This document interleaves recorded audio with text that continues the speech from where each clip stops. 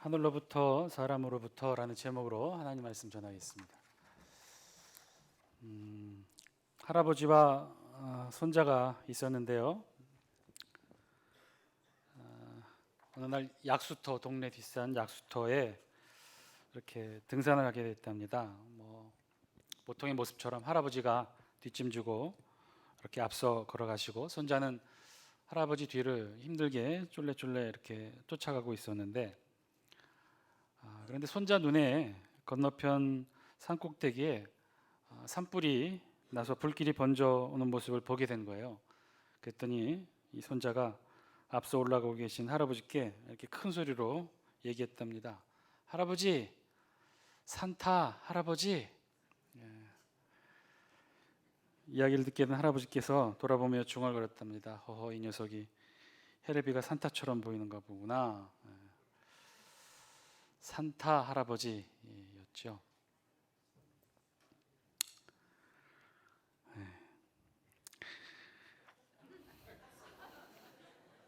방송국에 사연을 담은 소개가 하나 소개되었는데요.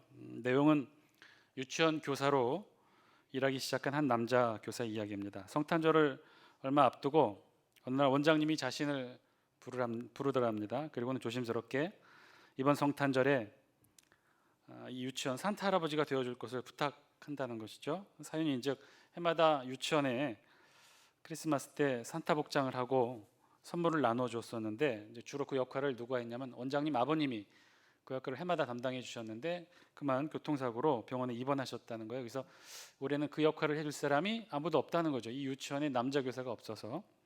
그래서 이제 새로 들어온 신입 남자 교사에게 산타가 되어달라고 부탁을 했답니다. 그런데 이 남자 선생님은 고민이 됐다는 거예요. 왜냐하면 온 지 얼마 안 돼서 아이들하고 빨리 좀 친해지려고 점심시간마다 막 아이들과 놀아주고 얼굴도 익히고 그래 왔는데, 그래서 아이들 모두가 자신을 알고 있는데 어떻게 내가 산타 할아버지 역할을 할 수 있겠느냐. 그랬더니 원장님이 아주 기발한 아이디어가 있다고, 나만 믿으라고 이렇게 말을 해서 결국은 원장님만 믿고 일일 유치원 산타 할아버지가 되기로 했답니다. 그래서 당일 한쪽 교실 구석에서 산타 복장으로 갈아입고 그리고 이제 수염을 붙였는데, 이게 원장 선생님 아이디어였던 모양이에요. 아뿔싸. 그런데 이 수염이 이런 모습이었다고 합니다.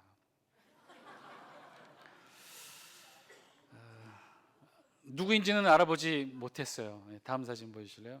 그래서 결국 하나하나 선물을 나눠주게는 되었는데, 저 모습을 보고 여자아이들 5명은 기절할 듯이 울어제꼈고 아이들도 무서워서 가까이 다가가지 못하고. 그래서 어쨌든 그날 이 산타 할아버지는 그 유치원 신입 남자 교사임은 드러나지는 않았지만 아이들의 기억 속에 가장 무서운 산타로부터 선물 받았던 크리스마스였다는 것이 기억하게 되었다는 거예요. 산타크로스, 우리에게도 추억 속의 단어죠. 제 기억으로도 초등학교 저학년 때까지 아마 저도 산타 할아버지에게 선물을 받았던 기억이 있습니다. 그것도 양말에 선물을 넣어서 받았죠. 학용품 같은 것. 그러다가 초등학교 들어가서 저는 다른 아이들을 통해서 알게 됐어요. 산타 할아버지는 없고 부모님이 대신 선물을 주셨다는 것. 그리고 그 이유도 아이들 친구를 통해서 듣게 되었는데, 선물을 산타 할아버지에게 받아야만 하는 이유는 그래야 성탄절 크리스마스 선물을 빌미로 성탄절 전후 2-3달은 부모님의 말을 잘 듣는 착한 아이가 억지로 되기 때문이라는 거예요. 너 그렇게 말 안 들으면 이번에 산타 할아버지께 말씀드려서 선물 주지 말라고 할 거야. 말 잘 들어야 산타 할아버지가 선물 주신단 말이야. 이런 식이었다는 것이죠. 심지어 이 캐롤 노래 가사에도 있죠. 울면 안 돼, 울면 안 돼. 산타 할아버지는 우는 아이에게는 선물을 안 주신대요. 산타 할아버지는 알고 계신데 누가 착한 애인지 누가 나쁜 애인지. 재밌는 사실은 이렇게 산타 할아버지에게 선물을 받고 자란 아이들이 부모님이 우리에게 하신 그 모든 게 하얀 거짓말이라는 것을 알았음에도 불구하고, 그럼에도 그 아이가 자라서 부모가 됐을 때 아주 똑같은 방식으로 자신의 자녀에게 산타 할아버지 흉내를 내어 선물을 주곤 하게 된다는 것입니다. 대표적으로 제가 그랬어요. 우리 진이 현이에게 해마다 성탄절이 다가오면 우리도 그렇게 했죠. 첩보 작전을 방불케 하는 크리스마스 선물 전달 작전이 펼쳐졌죠. 아주 어렸을 때는 양말에다가 선물을 넣어서 사용했고, 조금 더 크고 나니까 정말 큰 양말이 아니고서는 선물을 넣을 수가 없었어요. 그리고 해마다 그 선물을 전달하는 방법이 점점 더 어려워지게 되었는데, 이유는 뭐 처음에는 그렇게 했죠. 일주일 전에 선물 사서 아이들이 없을 때 포장하고, 그리고 옷장 깊숙이 장롱 높은 곳에 숨겨두었다가 아이들이 잠들었을 때쯤 11시나 12시에 이렇게 아이들 머리맡에 놓고 선물을 놓아두면 되었는데요.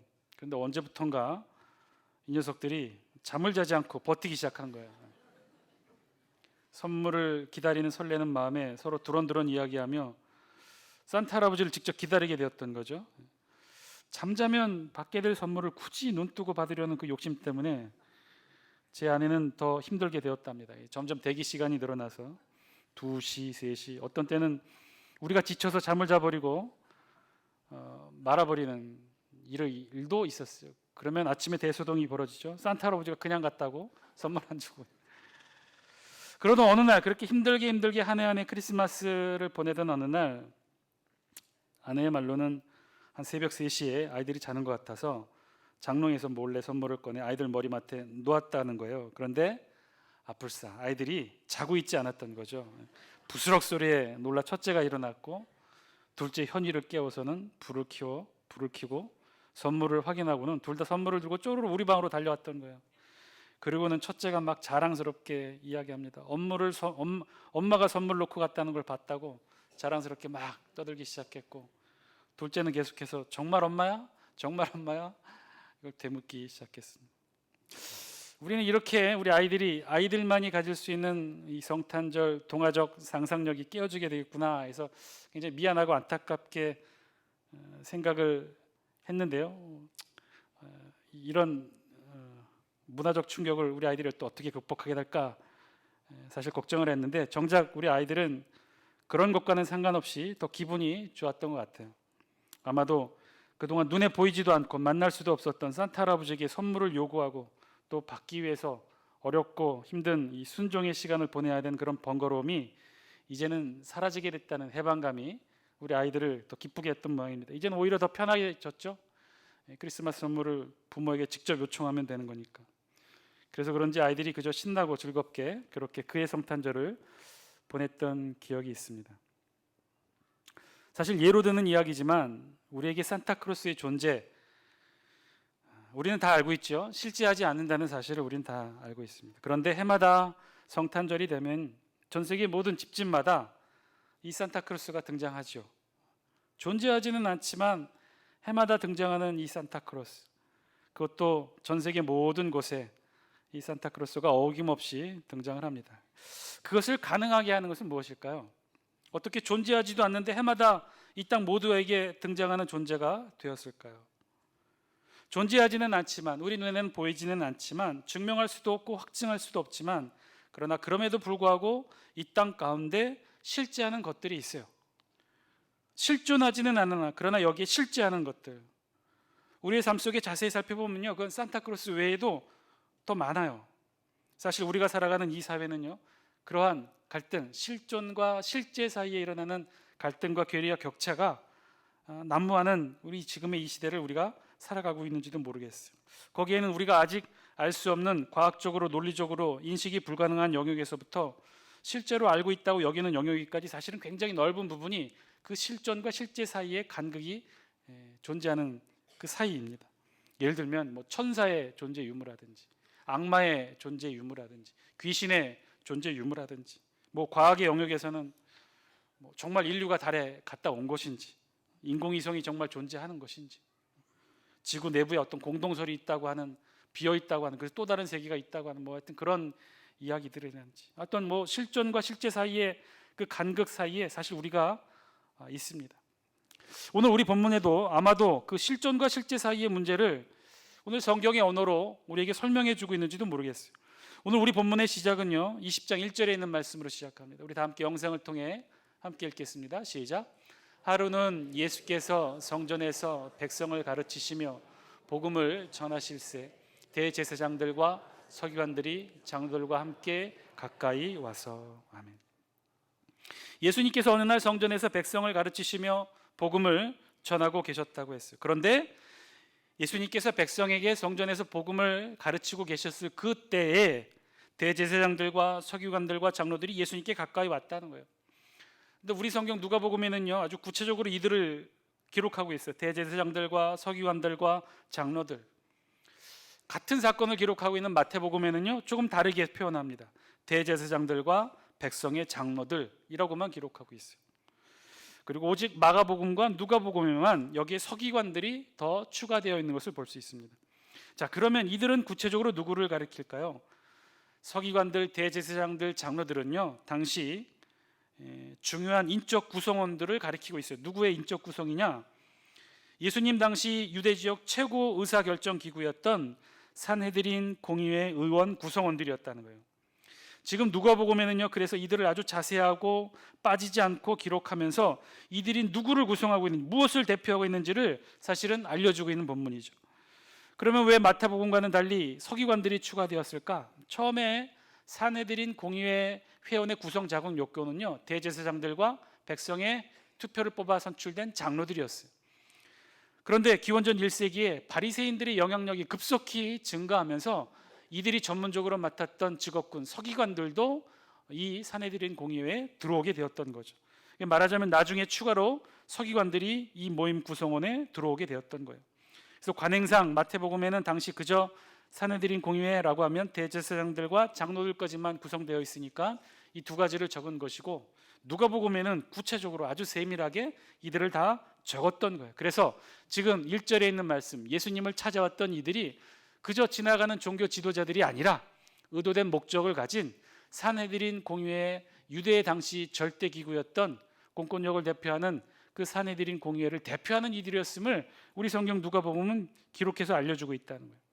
그리고 이들이 찾아와서 예수님께 아주 중요한 질문을 하게 됩니다. 어떤 질문이냐? 2절 말씀이에요. 우리 영상을 통해 함께 읽습니다. 시작. 말하여 이르되 당신이 무슨 권위로 이런 일을 하는지 이 권위를 준 이가 누구인지 우리에게 말하라. 이 질문의 의도가 뭘까요? 당신이 무슨 권위로 이 일을 하는지 이 권위를 준 이가 우리에게 누구인지 우리에게 말하라. 이들은 왜 예수님께 이런 질문을 했을까요? 예수님이 지금 성전에서 백성들을 가르치고 계신다고 했는데 이것이 무슨 어떤 권위가 증명되어야만 하는 일이었을까요? 사실 그건 맞기는 해요. 성전에서 가르칠 수 있는 사람은 특별히 제한되어 있었어요. 아무나 누구든지 성전에서 백성들을 향해 말씀을 가르칠 수 있었던 건 아니에요. 당시 아까 말씀드렸던 산헤드린 공의회, 유대 절대 권력기관이었던 산헤드린 공의회에서 성전 관리와 예배의식을 집행하는 공인된 직책을 해마다 선정했고 그들을 성전에 파견했어요. 서기관들이거나 혹은 종교단체에서 인정된 랍비들이 바로 그 일들을 했었어요. 그런데 예수님은 당시에 그 어떤 공인된 직책도 가지고 계시지는 않았어요. 그런데 사실 이런 정도의 이유만으로 예수님께 이런 질문을 한 것은 아니었어요. 아까도 말씀드렸다시피 이들은 그냥 몇몇 개인이 아니라 유대의 절대 권력기관 산헤드린의 대표자들이었어요. 이들이 예수님께 이렇게 질문한 것은 그저 우연히 돌발적으로 질문한 것이 아니라 잘 계획되고 준비된 질문이었다는 것이죠. 그래서 그 이유도 그저 단순히 예수님이 성전에서 자격 없이 가르치는 그 이유만으로 예수님께 이런 질문을 하지 않았다는 거예요. 더 결정적이고 중요한 이유, 그래서 산헤드린 공의회 전체 회원들을 자극했던 사건이 있었다는 것이죠. 그 사건이 무엇이겠어요? 오늘 20장 바로 전에 있었던 19장 마지막 사건, 바로 예수님의 성전 정화 사건이었어요.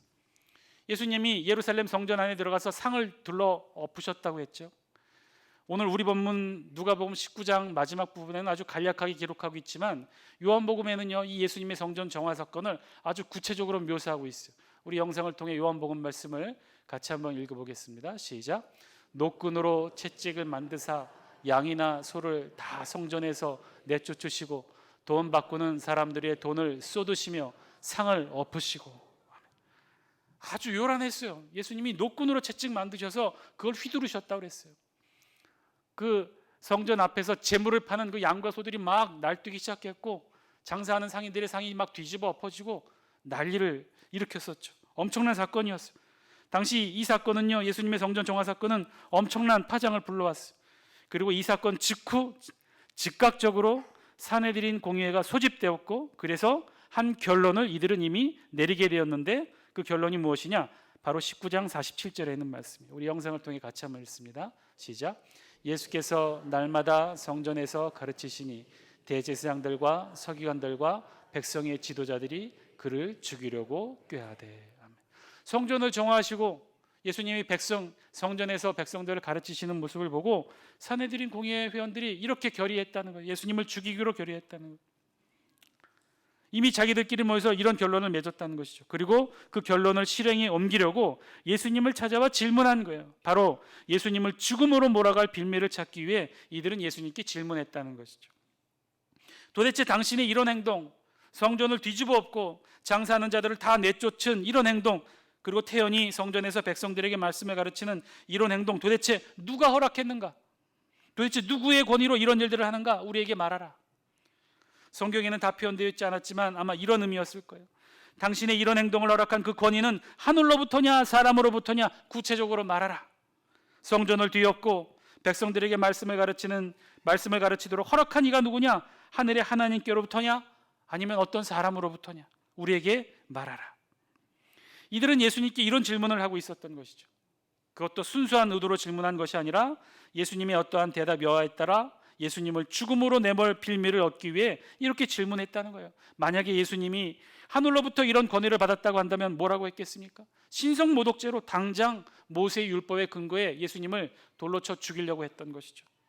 만약에 예수님이 사람으로부터 이런 권위를 부여받았다라고 이야기한다면 어떻게 되겠습니까? 당시 그 자리에는 예수님을 그리스도로 메시아로 알고 있었던 이들이 함께 있었는데 이들 모두가 예수님을 등 돌리게 될 것이고, 그렇다면 이 산헤드린 공의회에서는요, 백성들의 눈치 보지 않고 예수님을 마음대로 위해를 가할 수 있는 이유가, 근거가 생기기 때문이었죠. 이 권위를 준 이가 누구인지 우리에게 말해라. 아마도 이들은요, 전날 저녁에 예수님께서 성전에서 장사치들을 채찍으로 뒤엎이신 것을 보고는 밤새 머리를 맞대 이 계략을 준비했을 것입니다. 이렇게 예수님께 질문하면 예수님이 꼼짝없이 걸려들게 될 것이다. 이렇게도 저렇게도 예수님을 자신들의 방법대로 죽일 수 있겠다라고 생각했던 것이죠. 그래서 그 질문을 가지고 자신 있게 많은 사람들이 있는 그 자리에 증인 삼아 성전의 공개된 장소에서, 그것도 예수님을 따르는 백성들과 제자들이 많이 있는 그 자리에서 공개적으로 이 질문을 했던 거예요. 이 질문에 예수님의 답변 여하에 따라 예수님을 죽일 만반의 준비를 한 채 이 질문을 한 것이죠. 그런데 그런 그들의 계략을 예수님 미리 아시고 정반대로 그들을 향해 질문하십니다. 우리 3절과 4절 말씀이에요. 우리 영상을 통해 함께 읽습니다. 시작. 대답하여 이르시되 나도 한 말을 너희에게 물으리니 내게 말하라. 요한의 세례가 하늘로부터냐 사람으로부터냐? 아주 딱 정확하게 자신들이 전날 밤에 밤을 새며 계략을 짜고 머리를 맞대어 찾아낸 그 질문 그대로 예수님은 지금 반대로 저들을 향해 질문했던 것이죠. 요한의 세례가 하늘로부터냐 사람으로부터냐? 만일 요한의 세례가 하늘로부터라고 하면 어찌하여 너희는 세례 요한을 믿지 아니하느냐? 이런 반문의 질문이 다가오실 거예요.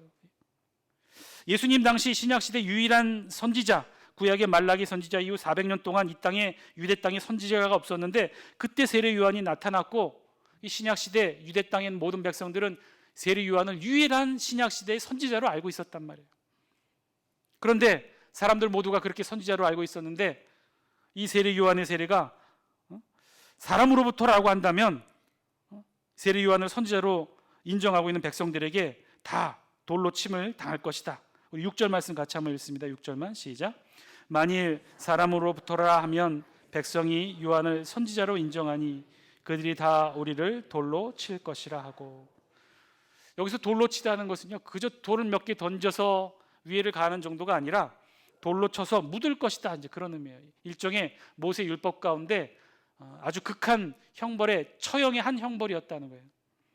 어떤 사람들을 이렇게 처형했느냐? 거짓 선지자들을 모세 율법에 처형할 때 이렇게 돌을 던졌다는 거예요. 한두 개 돌을 던지는 것이 아니라 돌로 무덤을 쌓아 죽일 정도로 돌을 던져서 처형하는 방식이 바로 이 방법이었어요. 그런데 재미있는 것은요, 이 거짓 선지자를 처형할 때 이 형벌을 내렸던 것뿐만 아니라 또한 동시에 똑같은 형벌이 있었는데 어떤 대상을 향해 이런 형벌을 내렸냐면요, 이와 반대로 참 선지자를 부인하고 인정하지 않는 자들에게도 이와 똑같은 형벌이 가해졌다는 거예요. 지금 본문에 지금 이들 산헤드린 공의회 회원들은요, 이 예수님의 질문에 사실 두려워했어요. 이렇게 답할까 저렇게 답할까 궁리를 했다는 거예요. 세례요한의 권위를 사람으로부터라고 하면, 그렇게 말을 하면 돌에 맞아 죽게 될 것을 두려워했던 이유가 바로 여기에 있었던 거예요. 당시 모든 사람들이 세례요한의 권위는 사람이 아닌 하늘로부터라고 생각하고 있었는데, 그것을 자신들이 세례요한의 권위는 하늘이 아닌 사람으로부터다, 즉 세례요한은 참 선지자가 아니라 거짓 선지자라고 선언하는 꼴이 되니 모세의 율법에 의하면 자신들도 돌에 맞아 죽는 형벌에 처하게 될 것이라는 거죠. 그래서 어떻게 했느냐? 우리 다 함께 7절 말씀 함께 읽습니다. 시작. 대답하되 어디로부터인지 알지 못하노라. 결국 이렇게도 저렇게도 대답할 수 없었던 거죠. 꼭 정확하게 자신들이 밤새 파놓은 함정의 질문과 똑같은 것으로, 그런 것이기에 이렇게도 저렇게도 답을 할 수 없어서 이들은 답을 예수님께 내어놓지 못합니다. 결국 예수님은요, 저들의 못된 의도에 답을 하지 않아도 되는 충분한 이유를 얻으시게 돼요. 그래서 예수님도 말씀하십니다. 우리 8절 말씀 같이 한번 읽습니다. 시작. 예수께서 이르시되 나도 무슨 권위로 이런 일을 하는지 너희에게 이르지 아니하리라 하시니라. 아멘. 사랑하는 장수교 성도 여러분, 오늘 말씀을 통해 저와 여러분들에게도 주신 하나님의 음성을 우리 모두 들을 수 있게 되길 바랍니다. 예수님을 향한 저들의 질문, 당신에게 이런 권위를 준 이가 누구인지 우리에게 말하라. 하늘로부터냐 사람으로부터냐, 누구인지 우리에게 말하라. 아직도 우리의 귓가에 맴도는 이 질문, 2000년 전에 예수님을 향한 이 질문, 말씀을 통해 오늘 저와 여러분들을 향한 이 세상이 우리에게 하는 질문이 아닐까요? 이 세상이 저와 여러분들에게도 똑같은 질문하고 있는 것이 이 질문이 아닐까요? 그러면 너희의 권위는 너희 스스로 하나님의 자녀라 하고 천국의 시민이고 백성이라고 하고 죽으면 언제든지 천국에 간다고 이야기하는 너희들, 세상의 기독교인들, 장수교의 성도들, 성도, 집사, 권사, 장로, 목사, 도대체 너희들은 과연 그 권위가 어디에서 오는 것이냐? 누가 주었느냐? 누가 너희를 그렇게 천국의 백성, 하나님의 자녀로 권세를 주었느냐? 그 권위를 준 이가 누구인지 지금 우리에게 말하라. 하늘로부터냐 사람으로부터냐, 누구인지 지금 우리에게 말하라. 이 도전적인 세상의 질문에 여러분들은 무엇이라고 답을 하시겠습니까? 우리의 이 영적 권위 어디에서 온 것이죠? 우리의 성도로서의 신분, 하나님의 자녀로서의 신분, 이 영적 신분 누가 우리에게 부여한 것인가요? 하늘로부터인가요? 아니면 사람으로부터인가요? 오늘 말씀의 진짜 메시지는 여기에 있겠지요. 2000년 전에 예수님과 산헤드린 공의회 회원들과의 첨예한 논쟁의 결과가 어떻게 되었는지가 중요한 것이 아니라 2000년 전 예수님도 받으신 이 질문이 결국 오늘 우리에게도 동일한 질문이요 시험이 될 수 있다는 사실을 오늘 성경은 저와 여러분들에게 말씀해주고 있을 것입니다. 그런데요, 오늘 우리는 예수님처럼 궁지에 몰리지도 두려워하며 조심해야 될 이유도 사실은 없어요. 자신 있게 말할 수 있죠. 여러분, 이 질문에 어떻게 대답하시겠습니까?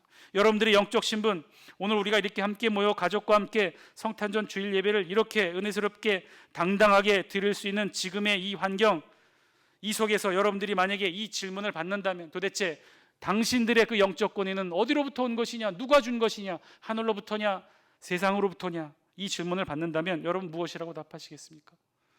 우리 두려움 없이 답할 수 있어요. 하늘로부터 왔다. 이 영적 권위 하늘의 하나님으로부터 왔다.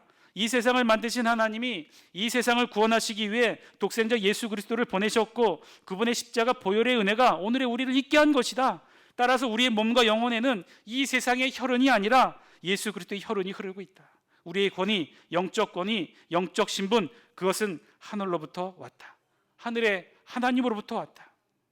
자신 있게 당당하게 말할 수 있고 여러분 외칠 수 있을 것입니다.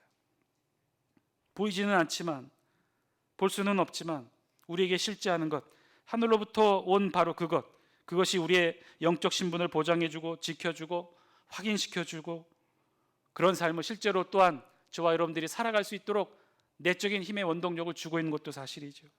예수 그리스도의 보혈의 은혜, 값없이 주신 그 은혜의 흔적들이 지금의 저와 여러분들을 만들었을 것입니다. 그래서 하나님의 자녀의 신분이 되었고, 성령 하나님이 그래서 우리와 함께 내재하시고 은혜와 하늘의 거룩함으로 우리 하루하루를 살아가고 있죠. 여러분, 그렇다면요, 진짜 중요한 질문, 오늘 본문을 통해 진짜 하나님이 저와 여러분들을 통해 하고 싶었던 진짜 중요한 질문, 우리 눈에는 보이지 않겠지만 그래도 실제하는 우리 그리스도인의 삶, 하나님의 자녀로서의 삶, 하늘의 은혜로 살아가는 그 삶, 오늘 본문의 표현을 빌리자면 하늘로부터의 삶, 사람으로부터가 아니라, 세상으로부터가 아니라 하늘로부터의 삶은 과연 어떠한 삶일까요? 어떻게 살아가는 것이 하늘로부터 온 삶일까요? 어떻게 살아가는 것이 하나님의 자녀로서의 합당한 삶이고, 어떻게 살아가는 것이 천국 백성, 천국의 시민된 자로서의 삶일까요? 아니, 좀 더 정확하게 예수님은 하늘로부터 온 삶이겠지만 우리는 조금 다르죠. 이 세상에서 분리원받아 하늘로 향한 삶이 되겠죠. 어쨌든 그런 우리들, 하늘로부터 혹은 하늘을 향한 우리의 삶은요, 세상으로부터, 사람으로부터의 삶과 어떻게 다른 삶일까요? 어쩌면 오늘 이 세상은요, 저와 여러분들에게 오늘 본문처럼 더 이상 질문하지 않을지도 모르겠어요. 누구인지 말하라, 너희에게 준 영적권이 하늘로부터 온 것이냐 사람으로부터 온 것이냐 묻지 않고 있는지도 모르겠어요. 다르게 물을 수도 있겠죠. 세상은 우리에게 그렇게 묻지 않고 이렇게 질문할 거예요. 그렇다면 너희들이 말하는 하늘로부터의 삶, 어떤 삶이냐? 하늘로부터 온 삶, 하늘을 향한 삶은 어떻게 살아가는 것이냐? 어떻게 살아가는 삶이길래 이 세상의 우리의 삶과 어떻게 다른지 증명해 보라. 이 세상의 삶과 무엇이 다른지 우리에게 말하라. 여러분, 이렇게 질문받게 된다면 여러분 무엇이라고 말할 수 있겠습니까? 여러분이 세상으로부터의 삶이 아니라, 사람으로부터의 삶이 아니라 하늘로부터의 삶을 살아가고 있다고 자신 있게 증거하고 외칠 수 있는 여러분만의 달라진 삶의 모습이 무엇이라고 여러분 답변하시겠습니까? 1년 전 신문 기사를 여러분께 소개해 드리고자 합니다. 세월호 사건으로 아들을 잃었던 이 단원고 학생의 아버지가 어느 날 세상을 떠난 아들이 그리워서 아들의 옛날 핸드폰 번호로 카카오톡 메시지를 이렇게 보냈답니다. 아가 잘 있었니? 아빠가 너무 죄가 많아서 우리 애기가 이렇게 돼서 아빠가 너무 미안하다. 아빠를 용서해 주렴. 생일을 또 그냥 지나갔구나. 미안하다. 아빠 늙어 죽거든. 아빠 잊어버리면 안 돼. 아가 할머니 어떡하니? 할머니가 아시면 뭐라고 하니? 너 없는 세상 뭐라고 말해야 되니? 아빠가 많이 사랑해. 하늘의 별이 된 내 사랑, 저녁은 먹었니? 이렇게 막 두서없이 옛날 아들이 사용했던 카카오톡으로 아버지가 메시지를 보냈습니다. 그런데요, 놀라운 일이 벌어졌는데요, 잠시 후 아버지는 뜻밖의 메시지를 받게 됐다는 거예요. 전 잘 지내고 있어요. 아빠도 행복하게 잘 지내고 계세요. 사랑해요. 이 전혀 예상치 못한 답장에 아버지가 깜짝 놀랐어요. 그런데 잠시 후 이 아버지는 알게 됐답니다. 이렇게 답장을 보낸 사람이 지금의 아이의 휴대폰 번호를 받아 사용하는 사람이라는 걸 알게 되었죠. 그래서 또 카톡으로 답장을 합니다. 제 아기 폰 번호를 쓰시는 분이군요. 혹시 행여 이 번호가 세월호로 희생된 아기 거라고 기분 나쁘진 않으신 것 같아서 감사드려요. 그 폰 번호는 제 아이 생일이거든요. 제 아이가 선택했어요. 어디 사시는 분인지 몰라도 오래 써주세요. 그 아버지의 답장에 그 사람은 이렇게 답변했다고 합니다. 저한테도 조금 특별한 날이어서 번호 맞추려고 했는데 우연치 않게 이 번호밖에 없어서 이 번호를 사용하게 됐습니다. 불편하거나 그렇지 않으니 아이가 생각날 때마다 이 번호로 카톡 주셔도 괜찮습니다.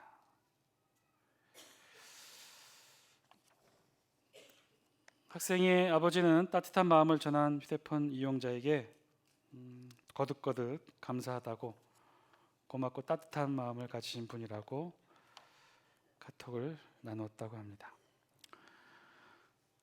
사랑하는 장수교 성도 여러분, 세상과 다른 우리의 삶, 하늘로부터 그 권위를 인정받고 그래서 하늘을 향한 우리네 삶,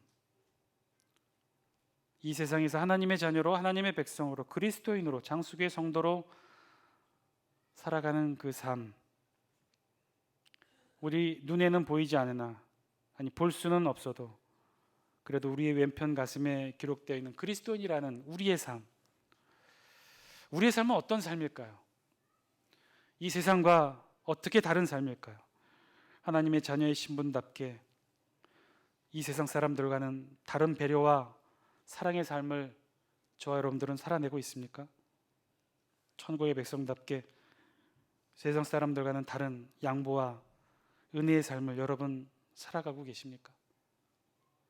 그들과 똑같이 경쟁하는 것이 아니라 그들과 똑같이 싸우고 똑같이 헐뜯고 똑같이 되갚아주고, 아니 심지어 그들보다 못한 손가락질을 받으며 악착같이 움켜쥐며 살아가는 삶이 아니라 나누고 베풀고 포용하고 받아주는 삶을 살아내는 삶이 하늘로부터의 삶이 아닐까요? 아니 그저 조금이라도, 아니 아주 조금이라도 세상과는 다른 삶을 살아내는 것이 하늘로부터의 삶이 아닐까요? 우리 눈에 보이지는 않겠지만, 우리가 눈으로 볼 수는 없겠지만, 저와 여러분들은요, 더 이상 세상 사람이 아니라 하나님의 자녀가 맞고 천국의 백성이 맞습니다. 저와 여러분은 예수 그리스도가 낳은 사랑하는 주의 자녀가 맞습니다. 그렇다면 하나님의 자녀로 살아가십시다. 천국의 백성답게 살아가십시다. 주의 자녀로 살아가시는 여러분 되시기를 주의 이름으로 간절히 축원드립니다. 기도하겠습니다.